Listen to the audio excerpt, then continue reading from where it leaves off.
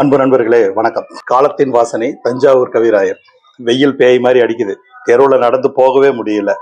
அவ்வளவு வெயில் அடிக்குதுன்னு சொல்லி நம்மளாம் அழுத்துக்கிட்டு உட்காந்துருக்கோம். ஆனா வெயில் மனிதர்கள் அப்படின்ற தலைப்புல ஒரு நல்ல ஒரு கட்டுரைய படிச்சேன்.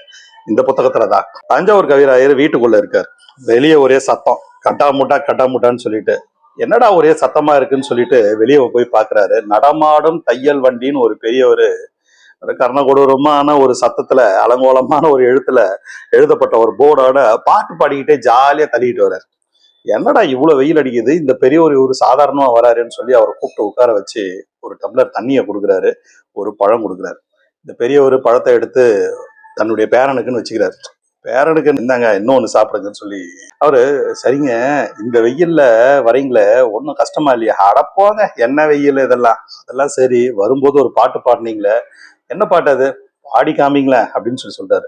அந்த பெரியவரும் பாட்டு பாடுறாரு. பைய பழுக்கும் அருள்கனி செய்ய சில ஆனந்தம் கைகூடும், ஐயப்பட்டவருக்கு இல்லை தன்பொருள் ஆதியாம் பரஞ்சோதியே அருளானந்த குருசாமியே அப்படின்னு சொல்லி பாடுறாரு. பொதுவா இந்த பேப்பர் போடுறவங்க, குப்பை பொறுக்கிறவங்க, வெயில தன்னுடைய வேலையை தோல் மேல சுமந்து திரியறவங்க யாருக்குமே பாத்தீங்கன்னா பொதுவா வெயில் மேல எந்த புகாருமே கிடையவே கிடையாதுங்க. காந்தியுடைய பரம சீடரான ஜே.சி. குமரப்பாவுடைய வரவேற்பறையில ஒரு படம் மாட்டியிருக்கோம்.